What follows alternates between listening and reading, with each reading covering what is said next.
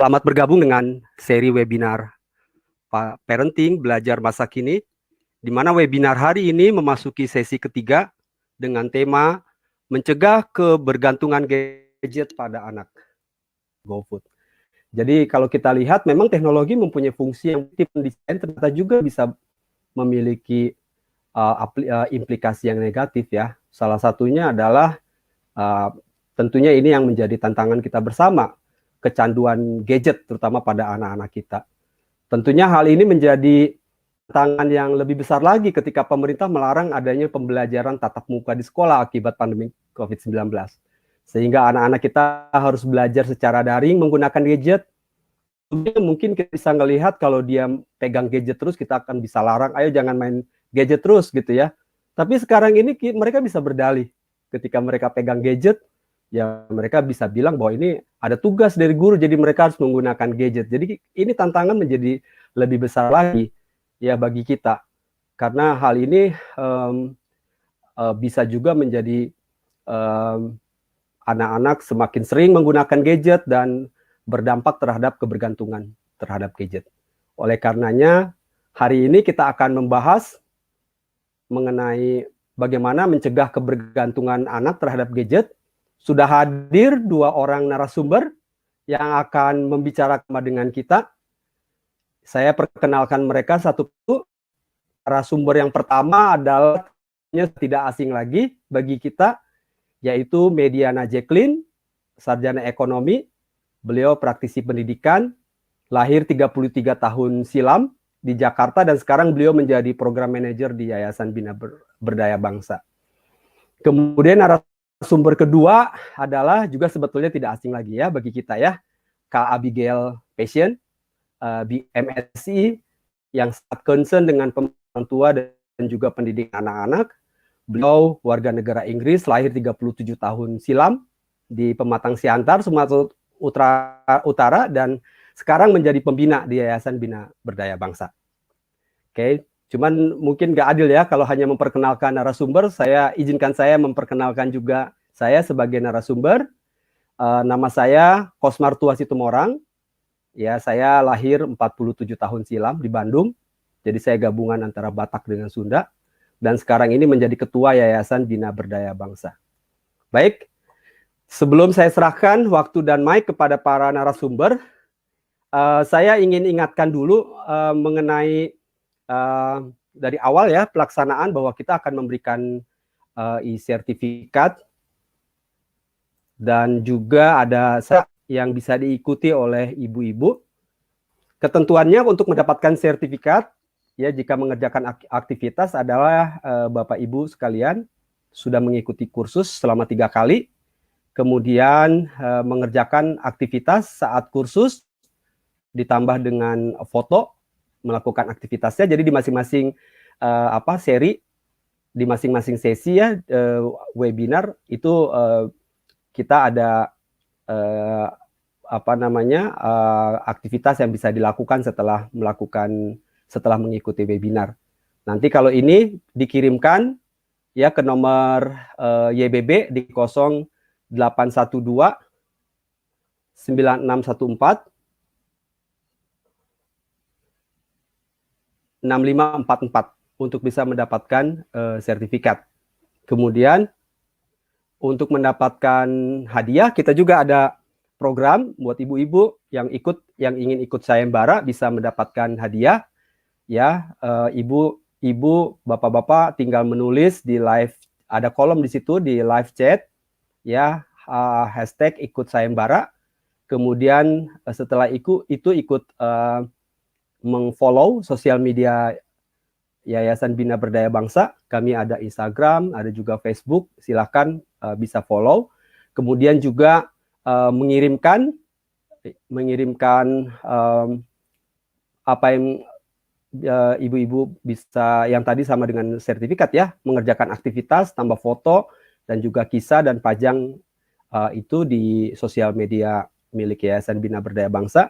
Dan nanti kami tunggu sampai tanggal 28 Maret ya, besok ya. Dan pemenangnya akan mendapatkan voucher 25.000 sampai dengan 50.000 rupiah.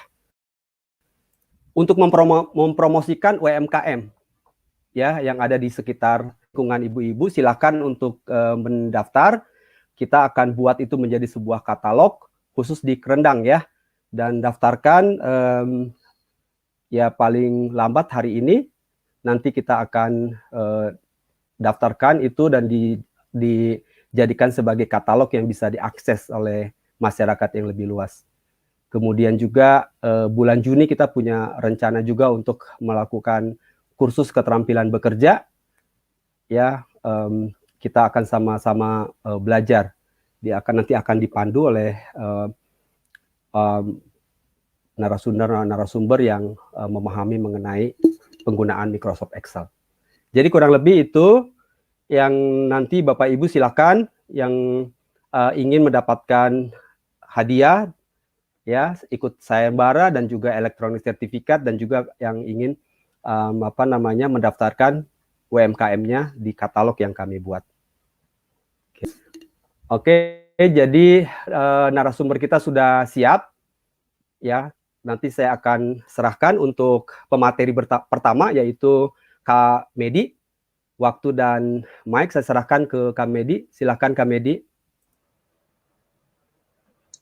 Halo, selamat sore ibu-ibu semua, bapak-bapak mungkin ada juga ya. Ketemu lagi kita di dalam acara webinar hari ini. Hari ini kita akan membahas mengenai mencegah kebergantungan anak terhadap gadget. Ya, boleh minta tolong moderator untuk menampilkan layar saya supaya bisa muncul. Ya, terima kasih. Oke, jadi ibu-ibu pertama-tama kalau kita bicara tentang ketagihan gadget, pasti semua pernah mengalami ya, yang namanya anak mungkin kalau dipisahkan dari gadget itu marah. Kemudian saya juga pernah baca dari survei yang kami lakukan kepada salah satu komunitas, bahwa ketika diminta berpisah dengan gadgetnya, sampai nggak bisa makan gitu ya. Jadi kalau nggak main tuh nggak mau makan gitu. Terus kalau misalnya disuruh udahan gadgetnya, malah anaknya yang lebih pintar ngejawabnya ya. Nah itu memang jadi kesulitan ya dari para ibu-ibu ya. Nah kita pertama-tama perlu memahami dulu kenapa sih anak-anak itu sampai ketagihan gadget. Nah penyebabnya ternyata setelah ditelaah oleh para ilmuwan, jadi ada sebabnya nih memang. Jadi nggak cuma karena mereka ikut-ikutan ataupun karena permainannya menarik, tetapi ketika mereka bermain HP ataupun gadget lainnya ya, tablet, kemudian nonton TV ataupun yang lainnya ya, itu mengaktifkan hormon di otak yang memberikan sensasi rasa nikmat. Jadi bisa ibu-ibu lihat, bapak-bapak juga bisa lihat, itu ada di otak kita, ada yang namanya hormon endorfin, dan juga ada yang namanya hormon serotonin. Nah, yang endorfin itu yang ditandai dengan warna merah, yang memberikan rasa nikmat, sedangkan kalau yang serotonin itu yang berwarna biru, yang sebenarnya memunculkan rasa bahagia. Nah, endorfin ini bisa memicu perasaan nikmat tapi hanya sementara gitu. Jadi dia memicu adanya perasaan sensasi yang menyenangkan, tetapi hanya sementara. Kalau kita lihat tuh kayak kaki cumi-cumi gitu ya, tentakel cumi-cuminya tuh cuman pendek aja gitu di otak yang warna merah. Sedangkan kalau hormon serotonin itu memberikan rasa bahagia yang tahan lama. Nah, kalau kita lihat reseptornya tuh ya yang warna biru, itu sampai ke seluruh otak gitu. Jadi kita tuh sebenarnya mengupayakan sebaiknya supaya anak-anak kita itu menikmati perasaan happiness ya, bahagia, tapi yang lebih tahan lama daripada yang hanya sementara, yang hanya menimbulkan kenikmatan sementara. Nah, kabar baiknya ada beberapa cara, tidak hanya dengan bermain gadget, untuk bisa menstimulasi ya hormon kebahagiaan di dalam otak. Nah, yang tadi kita sudah lihat yang reseptor warna merah itu dopamin. Dopamin itu didapat dari kalau anak-anak berhasil menyelesaikan tugas. Jadi misalnya kalau mereka belajar, kemudian mereka bisa membaca, nah itu sebenarnya juga menimbulkan perasaan bahagia karena mereka berhasil menyelesaikan atau mempelajari suatu hal baru. Kemudian kalau makan enak, nah ibu-ibu juga pasti merasakan nih kalau makan enak pasti rasanya bahagia gitu ya. Nah ini yang salah satu juga kalau menang game. Nah jadi kalau misalnya kita main kemudian menang itu menimbulkan suatu perasaan senang juga karena berhasil menyelesaikan satu level gitu ya, bahagia gitu ya. Atau kalau ibu-ibu belanja nih, belanja terus wah dapat harga paling murah sepasar gitu ya, dari satu pasar dapat diskon, pembeli ini nih yang paling murah nih, itu kan pasti bahagia juga gitu ya. Nah ini semua disebabkan oleh hormon yang namanya dopamin. Tapi hormon ini sifatnya hanya jangka pendek. Nah yang tadi kita lihat yang sifatnya jangka panjang itu yang namanya hormon serotonin, itu didapat dari perasaan senang karena misalnya berolahraga, kemudian menikmati alam, lalu bersyukur ya, bersyukur ternyata ini juga menimbulkan suatu perasaan tenang, perasaan yang memicu rasa bahagia di otak kita.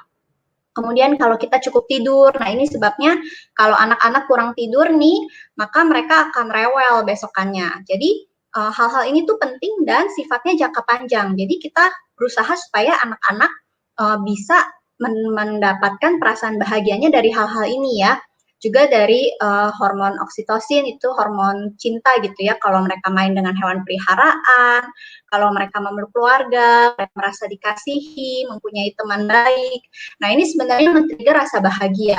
Karena itu kalau anak-anak kita fokus hanya kepada satu hormon saja untuk memperoleh kebahagiaan, yaitu hanya hormon dopamin. Kalau mereka fokus hanya untuk main game, kemudian bisa menang gitu ya, akhirnya mereka akan terus-menerus merasa kecanduan. Karena perasaan ingin menang, hanya dari situ saja mereka mendapatkan perasaan senangnya. Nah, sebaliknya kalau misalnya kita berupaya supaya anak-anak itu banyak variasi dari mana dia dapat rasa senangnya. Misalnya dengan dia punya teman baru, lalu dia bisa main sama teman di luar rumah gitu ya. Kemudian juga kalau dia tidur yang cukup, lalu kalau dia bisa olahraga, badannya sehat, dia makan makanan bergizi. Nah, itu juga hal yang baik dan justru bahkan sifatnya jangka panjang untuk dinikmati oleh anak-anak kita. Oke, nah ini sekilas pembukaan aja. Mungkin ibu-ibu juga udah pada tahu, tapi supaya kita lebih memahami ya apa penyebabnya. Oke, nah hindari cara instan. Nah, kita kan tadi sudah melihat sebenarnya apa sih yang menyebabkan munculnya perasaan ketagihan terhadap gadget.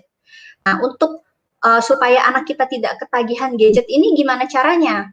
Nah, ada beberapa orang yang mungkin memilih untuk memakai cara instan. Cara instan itu contohnya apa sih? Misalnya berbohong. Misalnya contohnya mama bilang, HP-nya lagi rusak nih, atau nggak ada pulsa, udah kamu nggak usah main, soalnya pulsanya nggak ada. Padahal sebenarnya pulsanya ada gitu. Nah, kenapa kita harus menghindari cara instan ini? Karena dampaknya tidak baik secara jangka panjang. Contoh lainnya misalnya kalau orang tua mengancam, tutup ya HP-nya ya. Kalau enggak nih, mama atau bunda nih, awas ya kamu ya. Nah, kalau ada kata-kata awas nih ya, awas ya kamu ya. Nanti malam kamu nggak boleh makan makanan kesukaan kamu gitu kan. Nah, itu juga memiliki efek negatif. Atau kalau bunda menyalahkan anak, misalnya habis ulangan dapat nilai merah gara-gara kamu sih nih main handphone terus nih jadinya nih kamu lihat nih kan di garis bawah itu ditebelin kata-kata gara-gara kamu gitu. Nah sebenarnya apa sih hal-hal negatifnya kalau kita berbohong? Nah itu akan menyebabkan anak kehilangan rasa percaya terhadap orang tua. Jadi kalau lain kali mereka lihat misalnya ketahuan gitu ya bohongnya, ataupun kalau nggak ketahuan pun anak-anak punya insting gitu ya akan cenderung untuk pada akhirnya lama-lama mereka nggak percaya mama dulu ngomong begitu tapi ternyata enggak gitu. Berarti bohong nih. Nah, itu salah satu hal negatifnya. Hal lainnya ya dia otomatis juga secara tidak sadar belajar berbohong. Kemudian juga kalau kita mengancam anak, itu akan membangkitkan rasa ingin memberontak, karena anak merasa haknya diambil gitu. Dia merasa, ini kan hak aku untuk main, kenapa kok mama ngancam-ngancam aku gitu, nggak suka, aku nggak suka gitu. Akhirnya itu membuat dia merasa ingin memberontak gitu ya, ingin melawan. Dan akhirnya ujung-ujung kita malah jadi debat kusir gitu kan sama anak kita. Kemudian juga kalau kita menyalahkan mereka, itu akan membuat mereka merasa kurang percaya diri dan juga mereka merasa tidak adil. Nah, akhirnya mereka jadi kurang termotivasi untuk misalnya kalau diomelin nilainya jelek gara-gara main handphone terus gitu ya. Akhirnya bukannya mereka semangat untuk belajar supaya nilainya bagus, tetapi mereka malah udahlah, toh emang aku nggak pinter kok, kata mama, gara-gara aku main handphone terus, ya udahlah biarin aja lah gitu ya. Jadi menimbulkan rasa kurang percaya diri. Jadi sebaiknya kita menghindari cara-cara instan ini. Oke. Jadi gimana dong supaya anak saya berhenti ya? Kayak kita coba di dalam webinar ini ya, kita ganti dengan 3M. Ini saya berbagi ya kepada ibu-ibu nanti bisa tulis di kolom chat. Kira-kira apakah ibu-ibu sudah ada yang berusaha melakukan hal-hal ini, kalau ada usahanya apa, dan bagaimana respon anak-anak gitu. Jadi kita diskusi, karena saya tahu juga saya memang belajar dari pengalaman, tetapi saya nggak serba bisa gitu ya, dan kadang-kadang saya bisa jadi salah. Jadi kita diskusi aja supaya kita belajar lebih banyak lagi ya. Kayak 3M itu apa? Yaitu mengurangi, mengatur, dan mengganti. Nah, kenapa ini dalam bentuk lingkaran yang saling berhubungan, karena ketiga-tiganya ini penting nih Bunda ya. Kayak pertama-tama kita mengurangi. Gimana caranya untuk mengurangi? Pertama-tama harus dimulai dari orang tua. Jadi kita sebagai orang tua perlu memberikan teladan setidaknya di hadapan anak supaya anak itu tidak melihat kita sedang bermain handphone atau bermain gadget. Nah, ini sangat penting Bunda. Kalau anak tidak melihat, kalau anak mengamati, oh papa mamanya ini ternyata lebih suka untuk di luaran gitu ya, jalan-jalan menikmati alam, atau lebih suka untuk berolahraga, atau masak, melakukan hobi. Nah, ini anak-anak akan merasa mau seperti orang tua gitu. Jadi mereka secara tidak langsung mereka akan mengikuti, ya kayaknya enak tuh ya mama sama papa tuh ya sehari-hari masak atau apa gitu ya. Jadi mereka akan secara otomatis, secara tidak sadar mau untuk meneladani gitu. Jadi ini penting sekali. Nah, tapi kadang-kadang kan ini tidak selalu bisa ya. Bisa jadi kita sebagai orang tua kan punya kesibukan, kemudian kita butuh untuk menggunakan gadget untuk pekerjaan sehari-hari. Nah, ini kita perlu kasih penjelasan kepada anak bahwa ketika kita menggunakan gadget, itu kita tidak sedang bermain loh, tapi kita sedang bekerja gitu, sedang mencari uang, dan mereka perlu melihat juga gitu ya, nih bunda atau ayah nih lagi main gadget nih, coba deh kamu lihat nih lagi WhatsApp nih supaya dapat bisnis gitu ya, supaya dapat duit gitu. Jadi mereka lihat sendiri gitu, dan mereka sadar bahwa papa mamanya, ayah bundanya bukan lagi nonton YouTube atau lagi misalnya main game gitu kan. Kemudian anak perlu tahu alasannya.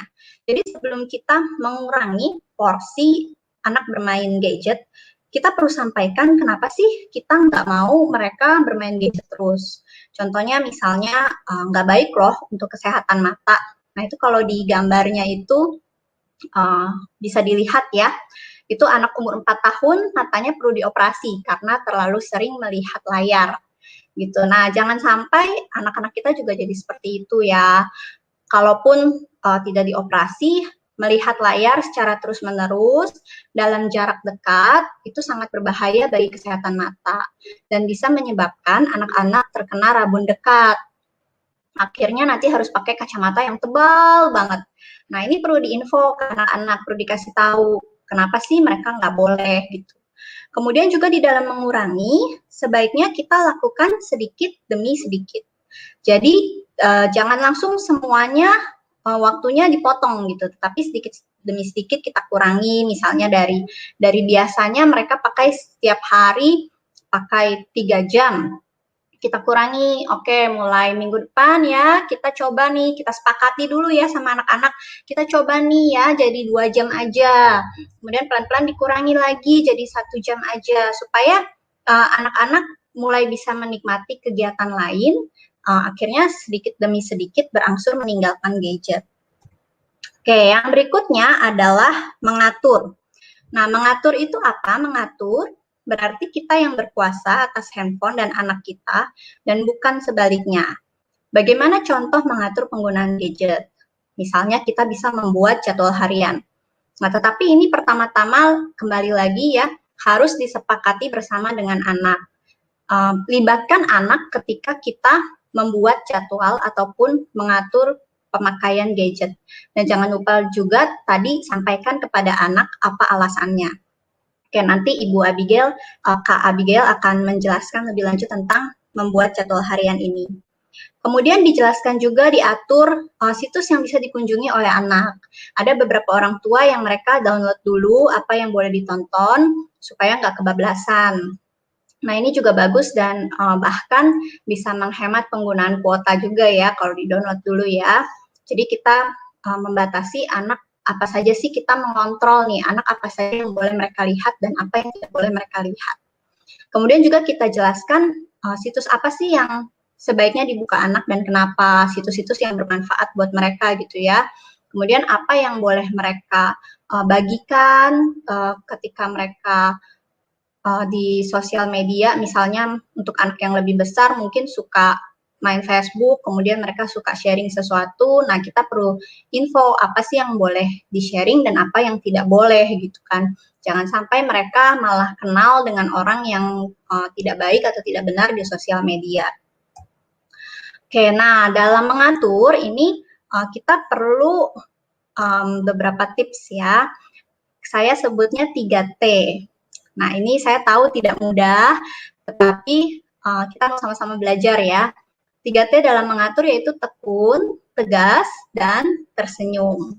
Nah, kenapa harus tekun? Saya yakin ini para orang tua yang sudah pernah mencoba melepaskan anak dari gadget, kalau mereka sampai kepada tahap kebergantungan, itu pasti tahu sulitnya memisahkan anak dari gadget.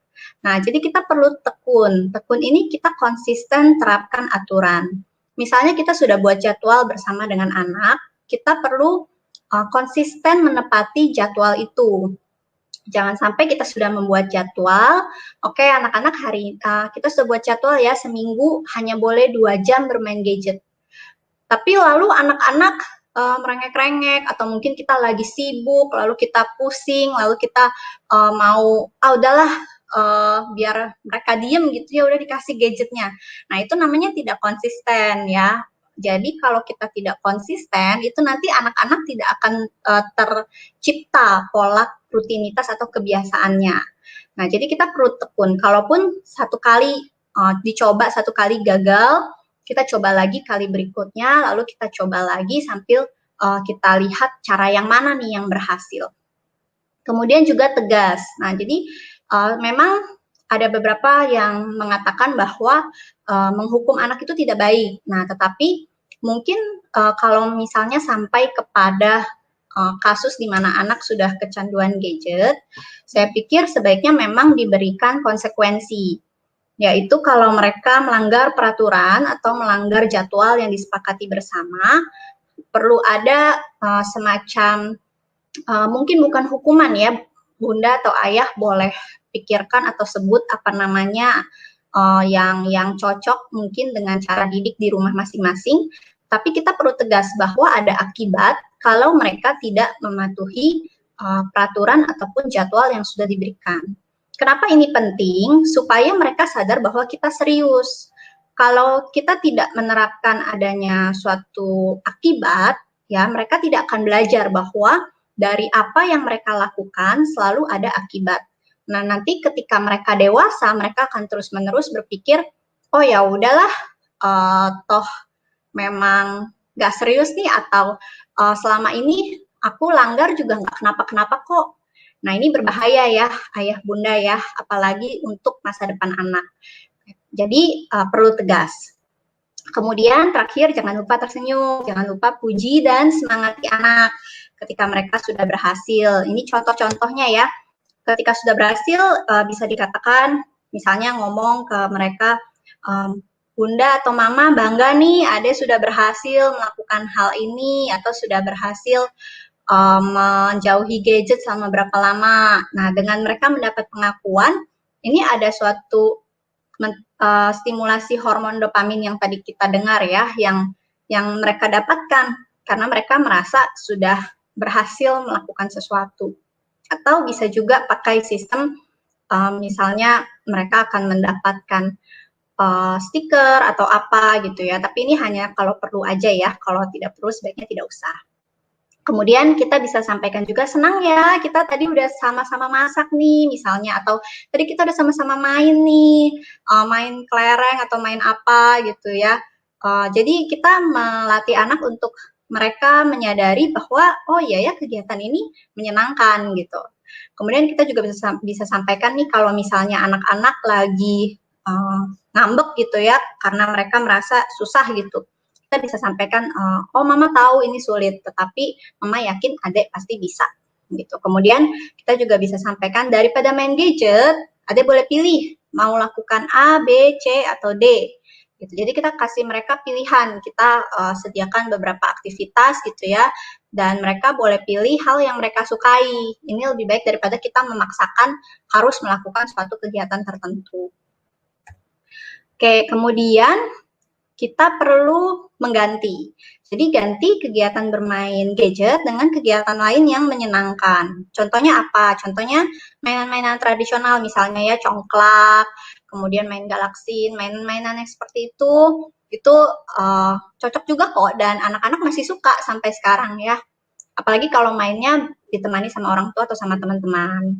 Kemudian bisa menikmati alam, bisa bermain mainan edukatif. Kemudian kita juga bisa kenalkan anak pada beberapa hobi, misalnya main musik, menggambar, membaca, olahraga, biar mereka ada beberapa pilihan untuk menggantikan gadget ini dengan apa.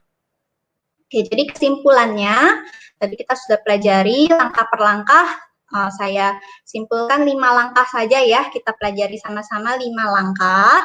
Yang pertama, beritahu anak kenapa atau apa alasannya mereka harus mengurangi pemakaian gadget. Yang kedua, potong jam pemakaian sedikit demi sedikit. Yang ketiga, sepakati bersama anak waktu pemakaian gadget. Yang keempat, sambil menyepakati waktu pemakaian gadget, selipkan aktivitas atau kegiatan lain supaya anak tidak merasa bosan. Yang kelima, berikan pujian kepada anak jika mereka sudah berhasil. Oke, itu saja hari ini dari saya. Saya kembalikan kepada moderator atau Pak Kosmar, silakan. Ya, terima kasih Kak Medi. Ternyata sangat menarik ya. Ya, kecanduan itu berhubungan dengan sesuatu yang sifatnya juga biologis ya, terutama ada di dalam otak. Dan tadi Kak Medi juga udah menyampaikan beberapa hal yang berkaitan dengan bagaimana mengatasi itu ya. Ibu-ibu silakan kalau nanti ada pertanyaan itu langsung aja diketik di kolom ini live chat ya. Nanti itu pertanyaan-pertanyaannya akan kita jawab setelah nanti narasumber yang kedua menyampaikan materinya. Oke, terima kasih Kak Medi. Nanti kita akan tetap bergabung ya Bu. Nanti kalau ada pertanyaan-pertanyaan kita akan tampilkan setelah narasumber kedua. Baik, kalau begitu kita akan mendengarkan materi yang akan disampaikan oleh Kak Abigail Passion ya mengenai bagaimana tips-tipsnya ya, hal-hal yang bisa dilakukan, terutama jadwal untuk supaya ketagihan terhadap gadget itu bisa kita kendalikan. Silakan Bu Kak Abigail, waktu dan mic saya serahkan kepada Kak Abi. Terima kasih banyak. Selamat sore juga ibu-ibu. Senang bisa ada kesempatan ini untuk berbagi beberapa tips. Dan ini menyambung dengan yang barusan disampaikan oleh Kak Medi ya mengenai anyways, terlalu banyak main gadget. Jadi saya mau bagi hari ini mengenai 2 tips. Yang pertama adalah membuat jadwal harian. Dan yang kedua adalah untuk menyiapkan tempat belajar yang nyaman buat anak. Dan ini tips-tipsnya berdasar pada pengalaman saya sendiri sebagai seorang ibu. Sudah 1 tahun ini ya mendampingi anak-anak saya belajar dari rumah selama pembelajaran jarak jauh. Tapi sebelum itu juga saya sudah 8 tahun homeschooling dengan anak saya di sore hari setiap hari untuk mengikuti kurikulum dari Inggris, dari negara asal saya. Jadi sudah banyak berjuang untuk menemukan bagaimana caranya untuk bisa membantu anak untuk belajar di dalam rumah. Jadi ini pengalaman saya ya, dan semoga berguna untuk ibu-ibu. Nanti kalau ada pertanyaan bisa diketik di kolom chat, atau kalau ada komentar dari pengalaman sendiri, apa yang sudah berhasil, apa yang sudah dicoba, silakan diketik di situ ya, supaya kita semua bisa melihat dan belajar bersama. Oke, yang pertamanya membuat jadwal harian ya. Jadi mengapa membuat jadwal harian? Ada 3 alasan utamanya. Yang pertama karena anak-anak suka, anak-anak senang kalau ada jadwal setiap hari. Mereka bisa melihat apa saja yang akan terjadi dan apa yang akan terjadi berikutnya gitu. Anak saya yang besar khususnya suka sekali kalau dia tahu rutinitas dan apa yang akan terjadi. Yang kecil juga suka tapi enggak sama penting bagi dia. Tapi pada umumnya anak-anak memang senang kalau mereka punya rutinitas setiap hari yang bisa diprediksi. Jadi itu alasan pertama mengapa membuat jadwal harian. Lalu yang keduanya sangat membantu kita sebagai orang tua ketika mau ajak mereka belajar. Nah, mungkin ada pengalamannya ibu-ibu ketika sudah waktunya belajar, tapi anaknya sedang melakukan sesuatu yang lain, apakah itu main gadget, apakah itu main bersama teman. Lalu kita merasa udah waktunya untuk belajar, memanggil mereka kadang susah, kadang ada sedikit emosi, kadang mereka marah atau tidak mau ya.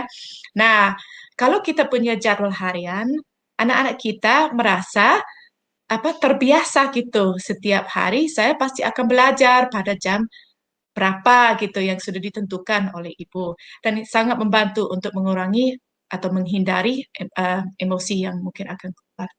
Nah, alasan ketiganya mengapa membuat jadwal harian adalah untuk memastikan bahwa semua unsur penting terjadi setiap hari dan tidak ada sesuatu yang ketinggalan. Nah, nggak mungkin ya kita lupa untuk memberikan makanan atau kita lupa bahwa anaknya harus mandi. Hal-hal seperti itu nggak mungkin ya, tapi mungkin ada hal-hal yang lain yang kalau tidak dimuatkan di dalam jadwal harian, mungkin terlalu gampang dilewatkan. Contohnya, yang satu contoh adalah membaca bersama. Mungkin kita sudah punya rencana, iya saya mau membaca bersama dengan anak saya, karena saya tahu bahwa itu penting. Tetapi kalau tidak dimuatkan di dalam jadwal, gampang sekali, sudah sore hari sudah malam, oh nggak sempat hari ini, besok coba lagi, masih nggak sempat gitu. Nah, jadi kalau ada jadwal harian sangat membantu untuk memastikan hal-hal yang penting memang terjadi. Oke, yang berikutnya. Apa saja unsur penting di dalam jadwal yang bisa dimuatkan di situ? Saya gambarkan itu seperti pelangi ya. Unsur-unsur penting itu mewarnai setiap hari dan memberikan ritme atau pola yang bagus, yang indah di dalam setiap hari. Jadi yang pertama adalah mulai ketika bangun tidur. Dan ini sangat penting untuk memulai harinya dengan baik. Mungkin ibu-ibu ada pengalaman juga ya, kalau anaknya bangun dan langsung main atau pegang HP, mungkin mereka rewel. Nah, beda cerita kalau mereka ketika bangun tidur, pertamanya menyapa anggota keluarga, lalu memikirkan untuk makan, untuk mandi, mendapatkan tempat tidur, apa saja yang menjadi bagian-bagian dari pola mereka setiap hari. Jadi penting untuk memulai setiap hari dengan baik. Itu bisa masuk di jadwal harian. Yang keduanya, waktu belajar. Penting ya, mungkin dari sekolah sudah ada jadwal.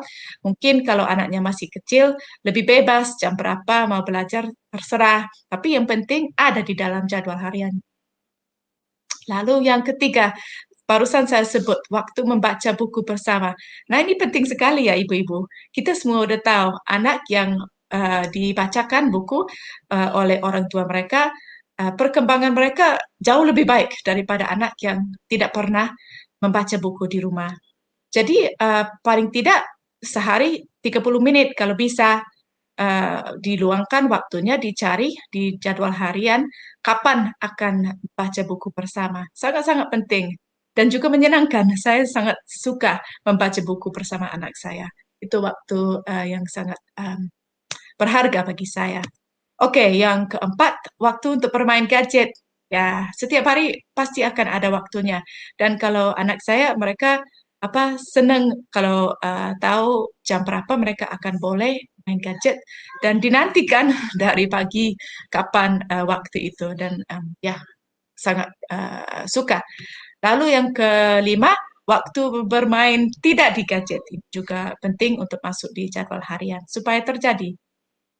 Dan yang keenam, waktu keluar dari rumah, apakah itu pergi ke warung, membeli jajan, atau main bersama teman-teman di luar, atau berkunjung ke rumah saudara, apa saja, pokoknya bagus kalau setiap hari keluar dari rumah untuk sebentar saja, mungkin setengah jam juga, ibu-ibu bisa menetapkan waktunya. Dan yang ketujuh, jadwal makan juga. Ya, saya tidak sebut di sini, tapi mandi dan hal-hal seperti itu pasti ya harus masuk di jadwal harian juga. Oke, dan persiapan untuk tidur. Ini ada beberapa contoh jenis jadwal. Ibu bisa melihat ada banyak pilihan mau membuat jadwal seperti apa.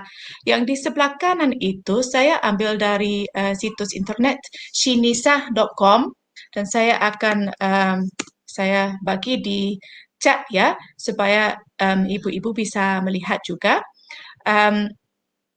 Dan di situ bisa download, itu gratis dan juga bisa di print. Dan di sebelah kiri itu kan ada jam lalu tapi kosong jamnya.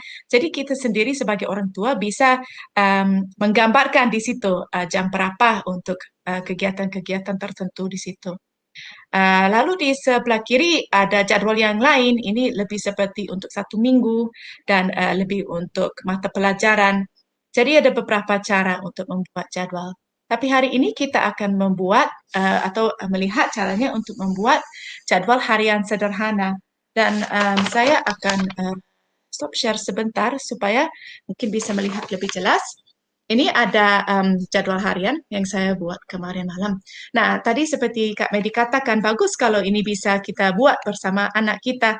Kalau anak saya yang kecil itu, dia suka sekali kalau dia lihat saya sudah mengambil kertas dan sudah mulai membuat jadwal, dia langsung mau membantu dengan gambar-gambar atau mewarnai gitu ya. Seperti apa? Oh, begini ya. Oke, jadi caranya kalau ibu-ibu mau membuat sendiri, tidak usah mengikuti apa saja yang sudah saya tulis di sini, karena tergantung jadwal yang mau ibu buat sendiri ya, tergantung kebiasaan di rumah ibu. Tapi bisa mengikuti polanya. Jadi di sebelah kiri ini kan ada jamnya. Nah, kalau saya biasanya tidak terlalu spesifik jam berapa gitu, seperti jam 6:15 karena tidak mungkin saya begitu pas waktunya melakukan sesuatu. Tapi kira-kira, jadi saya bagi per 2 jam gitu ya, jam 6 pagi, jam 8, jam 10 gitu, sepanjang hari dibagi 2 jam. Nah, begini Bu, Ibu-ibu kalau membuat di rumah, dan ini memang menjadi aktivitas untuk sayembara untuk ini, kalau mau melakukan silakan ya, gampang juga, nanti siapa tahu dapat hadiah dari sayembaranya ya. Jadi silakan, jadi ambil kertas yang polos seperti ini, dan dilipat bagian sepertiga, seperti ini ya, dilipat. Nah, itu menjadi kolom di mana bisa ditulis jamnya, jam tadi jam 6, jam 8, seperti itu ya. Buka lagi, seperti itu ya. Nah, setelah itu dilipat seperti ini. Dibagi 2, dilipat. Lalu dibagi 2 lagi. Dilipat. Dan sekali lagi, terakhir kali. Dilipat. Jadinya tipis panjang kayak gini ya. Tipis panjang. Oke, nah kalau kita buka, kita bisa melihat sekarang ada bagian-bagiannya, ada 8 bagian, dan di sebelah kirinya ada satu kolom di mana bisa ditulis angkanya. Nah, tinggal diisi dengan kegiatan yang direncanakan. Dan ini bisa dilakukan bersama anak, jadi juga bisa menetapkan bersama mereka jam berapa nanti mau main gadget gitu ya. Nah, satunya bisa berlaku untuk lama sih, nggak harus untuk 1 hari, buat satu gitu ya. Satu jadwal itu biasanya saya pakai untuk beberapa bulan. Lalu kalau saya pikir ini mungkin butuh dirubah sedikit, baru saya buat yang baru gitu. Atau kalau yang ini sudah sobek atau sudah kotor gitu, buat lagi gitu. Mungkin dengan gambar-gambar yang lain. Oke, balik ke presentasinya. Jadi silakan dicoba ya di rumah, ibu-ibu membuat jadwal. Mungkin ibu lebih pintar daripada saya dan mau membuatnya yang cantik gitu, yang bagus-bagus. Silakan juga nanti difoto dan dikirim atau dipajangkan di sosial media supaya kita semua bisa melihat bersama. Oke, setelah itu, jadi itu tadinya semuanya mengenai membuat jadwal harian ya. Tips pertama. Tips keduanya, membuat tempat belajar yang nyaman. Dan ini juga penting sekali, apalagi kita sekarang banyak sekali waktu di rumah ya.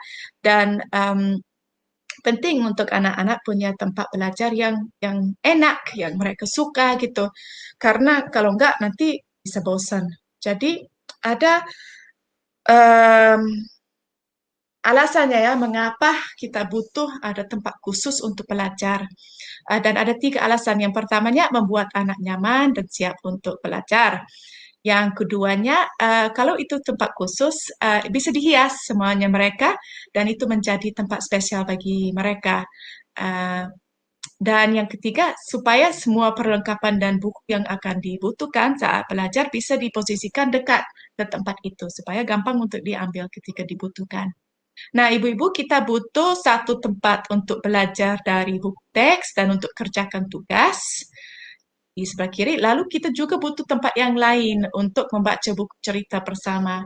Biasanya kalau saya suka baca buku bersama anak saya di kasur karena kan enak, nyaman, empuk dibandingkan duduk di bangku gitu ya.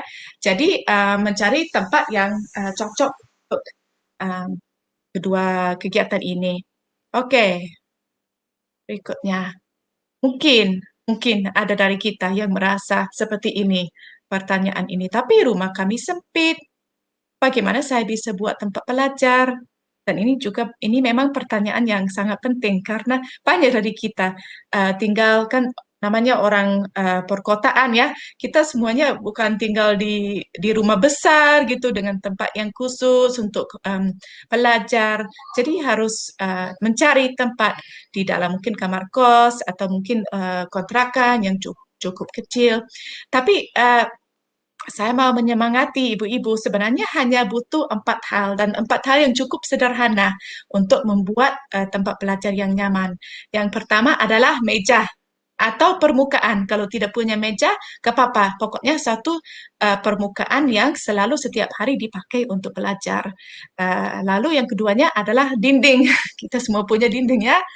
Lalu yang ketiga, keranjang atau kardus, pokoknya suatu tempat yang bisa muatkan barang. Dan yang keempat, lemari atau rak. Hanya ini saja yang kita butuhkan. Coba kita melihat bagaimana. Oke, yang pertama, meja atau permukaan. Mungkin ibu punya meja lipat yang kecil itu yang seperti warna biru itu ya, seperti dipakai di TK. Atau mungkin ada di rumah meja yang dipakai untuk hal yang lain, tapi bisa dipakai oleh anaknya untuk belajar. Atau kalau tidak punya meja, mungkin ada tikar. Dan setiap hari anak bisa diajak untuk duduk di tempat yang sama. Apakah itu di tikar, tempat yang sama, atau di meja lipat, atau di meja apa saja yang ada gitu. Belajar di tempat yang sama setiap hari. Itu membantu sekali anaknya merasa, oh iya ini sudah waktunya untuk belajar. Dan saya tulis juga sebaiknya hadap ke dinding. Maksudnya saya gitu, supaya anaknya tidak diganggu konsentrasinya. Kalau mereka menghadap ke kamar gitu, mungkin mereka bisa melihat adik atau kakak melakukan apa, atau ada siapa di situ mengerjakan apa. Lebih baik hadap ke dinding supaya tidak diganggu konsentrasi. Nah, bukan berarti itu dindingnya harus polos supaya mereka bosan gitu. Sebentar lagi kita akan melihat untuk bagaimana bisa menghias dinding tersebut. Tapi jangan lupa, dimanapun mereka duduk, atas satu hal yang sangat penting. Kita semua tahu ya, cahaya yang cukup. Mereka harus bisa melihat. Kalau enggak, nanti ada dampaknya juga untuk matanya. Jadi kalau bisa duduk dekat ke pintu atau duduk dekat ke jendela. Kalau tidak bisa pakai lampu seperti ini ya. Oke, jadi yang pertama itu meja atau permukaan. Gampang ya? Gampang sekali. Yang penting khususkan satu tempat setiap hari. Itu sama.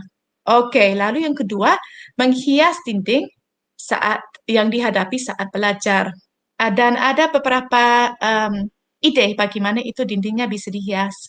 Yang pertama bisa menaruh jadwal. Jadi di bawah kanan itu ada contoh jadwal um, yang mungkin bisa ditempel di depan di dinding di situ untuk bisa gampang dilihat ya apa yang seharusnya dilakukan saat ini.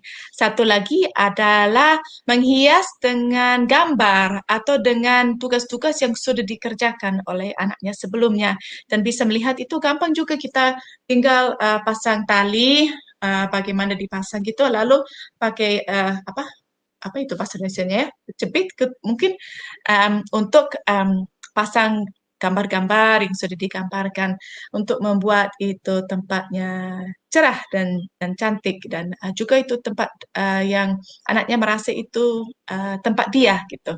Lalu yang ketiganya adalah kata-kata semangat.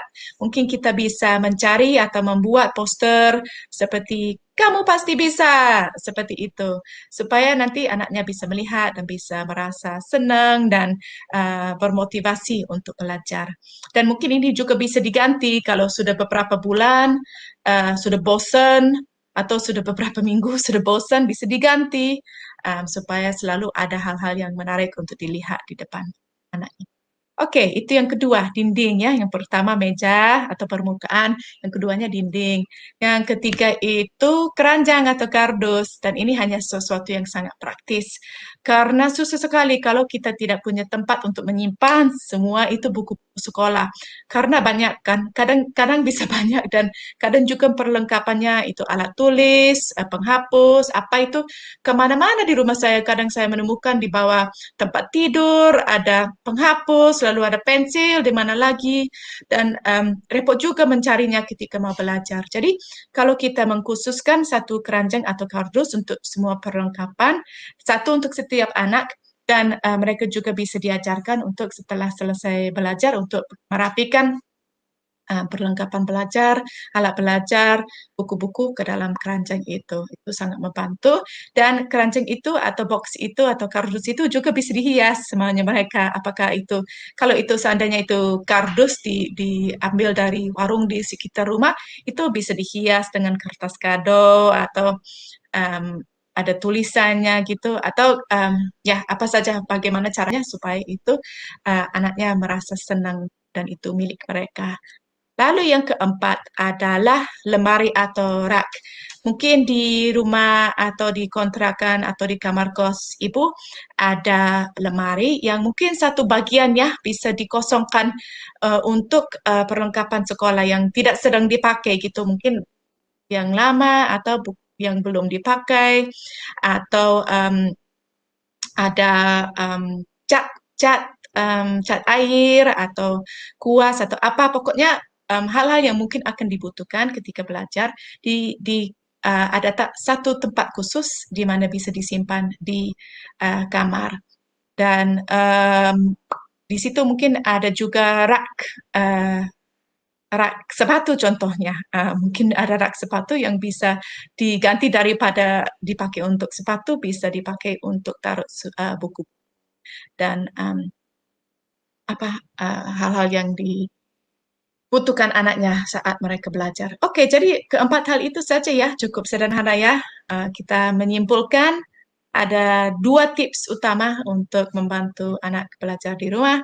Yang pertamanya membuat jadwal harian dan yang keduanya adalah untuk membuat tempat belajar khusus terdiri atas meja atau permukaan yang permukaan yang sama setiap hari, lalu juga dinding yang dihias bagaimana enaknya, lalu juga menyiapkan keranjang atau kardus untuk setiap anak, dan yang keempat, rak atau lemari untuk bahan-bahan lain. Ibu-ibu coba ya di rumah membuat sesuatu yang bagus untuk anak, pasti mereka senang sekali dan ibu juga akan merasa senang gitu, dan nanti difotoin dan dikirim ke kita untuk bisa melihat juga. Um, dan share cerita ke teman-teman juga untuk mendukung mereka. Mungkin ada yang coba.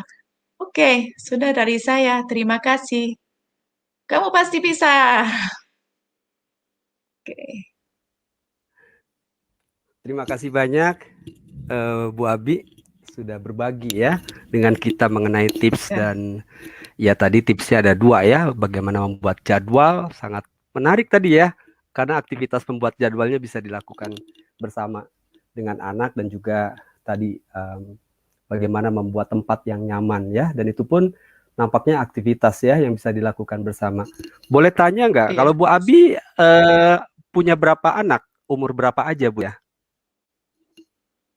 Iya, saya punya 2 anak, dua-duanya laki-laki. Yang pertama barusan ulang tahun, dia usia 10 tahun, dan yang kedua usia 6 tahun. Jadi mereka kelas 1 dan kelas 4 SD sekarang. Oke, 2 orang laki-laki ya Bu ya, sedang Ya, masa-masanya iya, sangat suka dengan hal-hal baru ya, terutama gadget. iya, Oke, baik. ya. Ada pertanyaan, silakan ibu-ibu kalau ada pertanyaan bisa ditulis di kolom live chat ya. Nanti pertanyaan itu kita akan bahas bersama-sama. Kita sudah ada 1 pertanyaan. Pertanyaannya dari Ibu Siti Julaiha ya. Pertanyaannya itu adalah, ini bisa ditujukan ya. Pertanyaannya itu adalah, bagaimana cara menghilangkan kebiasaan memainkan HP atau iPad? Ya, bagaimana caranya? Jadi kalau anak ini katakan sudah punya kebiasaan. Nah, sekarang bagaimana cara menghilangkannya? Mungkin kurang lebih itu ya pertanyaannya. Silakan yang menjawab. Mungkin Kak Medi bisa memberikan respon menjawabnya. Silakan Kak Medi. Iya, memang kalau sudah ada kebiasaan itu kita harus putuskan dulu kebiasaannya. Maksudnya harus dipatahkan gitu ya.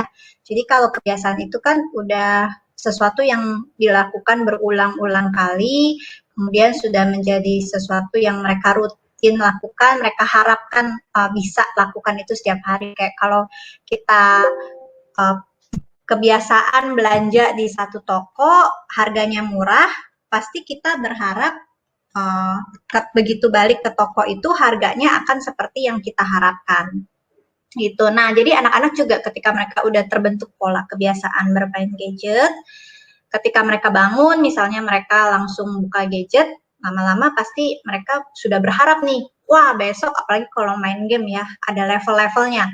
Wah, besok main lagi supaya levelnya naik gitu kan, supaya menang gitu. Nah, kita harus patahkan dulu kebiasaannya. Jadi, gimana cara mematahkan kebiasaannya? Ya, pertama-tama kita harus tadi ya, kayak yang tadi juga Kak Abi kasih tips-tips yang menarik. Kita infokan dulu kepada anak kenapa. Ya, kemudian kita buat jadwal. Jadwal itu sangat membantu.